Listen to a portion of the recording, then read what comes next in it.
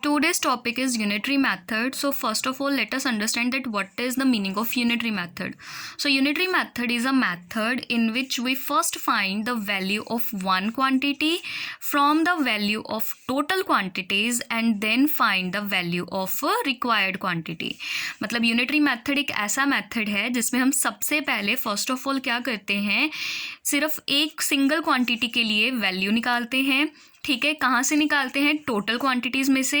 I repeat, total quantity का use करके single quantity की वैल्यू निकालेंगे और सिंगल वैल्यू जो आएगी, हमारी सिंगल क्वांटिटी की वैल्यू आएगी, उसका यूज़ करके हम जितनी हमारी रिक्वायर्ड अमाउंट होती है, रिक्वायर्ड क्वांटिटी होती है, उसके लिए सॉल्व करेंगे.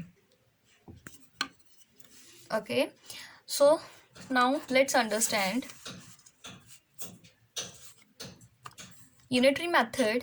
द टोटल प्राइस, अब यहाँ पे 2 पॉइंट्स मैंने लिखे हैं कि अगर आपको टोटल प्राइस निकालना है n यूनिट्स का तो आपको ये फॉर्मूला यूज़ करना है, और अगर आपको 1 यूनिट के लिए क्वेश्चन सॉल्व करना है तो you have to use this formula. Okay, so 2 different formulas are written here. I repeat, if you want to calculate the price for n units then you can use the first formula, and if you want to calculate the price for 1 unit only, then you can use the second formula. So as you can see here, we are multiplying, right, two things.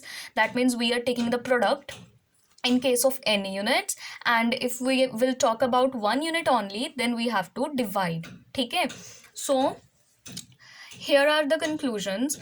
For getting more, we should multiply.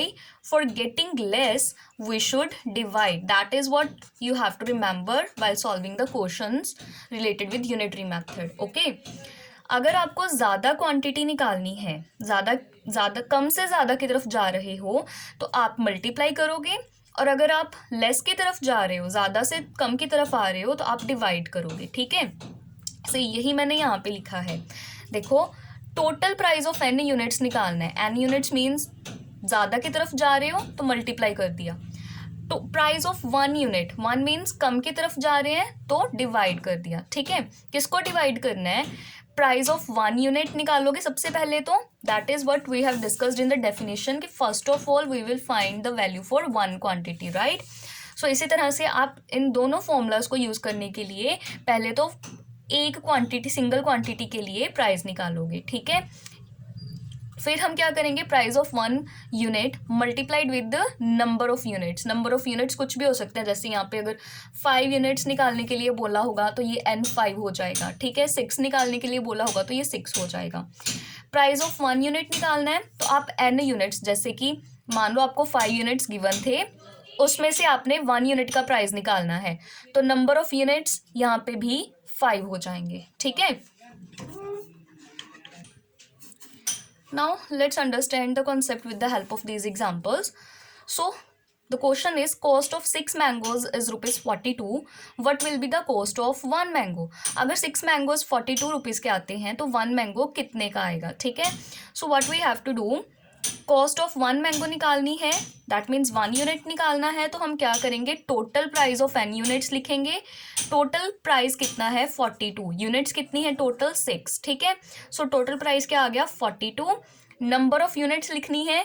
Number of units कितनी है यहाँ पे? 6 total. ठीक है, तो 6 के साथ उसको डिवाइड कर दिया, ये फॉर्मूला यूज कर लिया, बिकॉज पूरी टोटल 6 यूनिट्स थी, उसमें से हम 1 के ऊपर आ रहे हैं, 1 का प्राइस निकाल रहे हैं. दैट मीन्स हम लेस की तरफ आ रहे हैं. लेस की तरफ आएंगे मतलब डिवाइड करेंगे. ठीक है, तो आंसर आ जाएगा.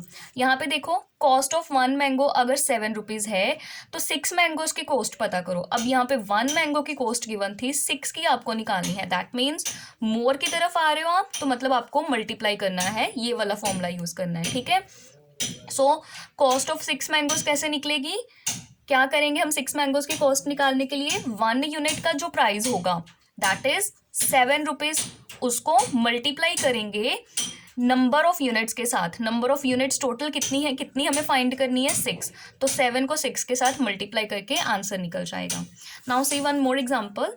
If the cost of 6 mangoes is 42 rupees, what will be the cost of 2 mangoes? ठीक है, अगर 6 मैंगोज 42 रुपीज़ के हैं तो 2 मैंगोज कितने के होंगे? Now how can we calculate it?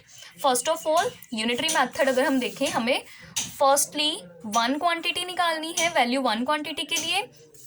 तो हम वन क्वांटिटी के लिए निकालेंगे यहाँ पे, ठीक है, कॉस्ट ऑफ वन मैंगो निकालेंगे। वो कैसे निकालनी है, वी नो दैट कि जितना टोटल प्राइस है, ठीक है, उसको हम डिवाइड कर देंगे टोटल यूनिट्स के साथ जो कि 6 हैं। तो क्या आंसर आ जाएगा, 7 रुपीज़ ऐसे, ठीक है।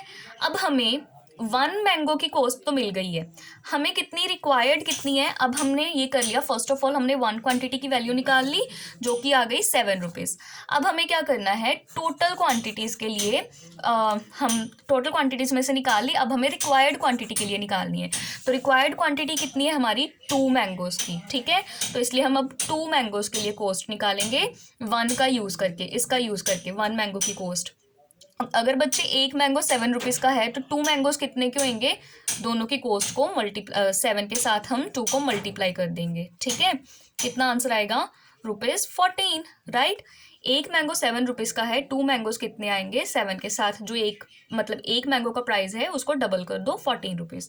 इसी तरह से सेम क्वेश्चन है, अब 4 मैंगोज के लिए निकालना है हमें, यही सेम 2 का निकाला, 4 मैंगोज की कॉस्ट निकालनी है। तो कॉस्ट ऑफ वन मैंगो कितनी है वो हमें निकालनी आ गई, 42 divided by 6 that will be ₹7। अब हमें वन मैंगो की कॉस्ट मिल गई है, 4 की निकालनी है। तो अगर वन मैंगो 7 रुपीज़ का है तो 4 कितने होंगे, 7 इंटू 4 दैट इज़ 28 रुपीज़, ठीक है। इसी तरह की प्रॉब्लम्स हम डे टू डे लाइफ में फेस करते हैं जब हम मार्केट में शॉपिंग करने जाते हैं, तो वहाँ पे यूनिटरी मेथड का बहुत ज़्यादा यूज़ होता है।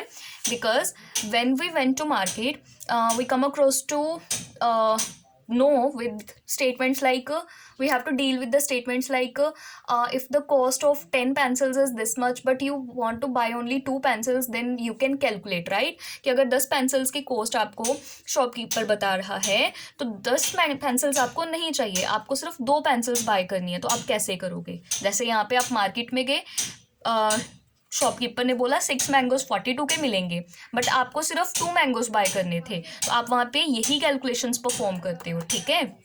That is all about unitary method.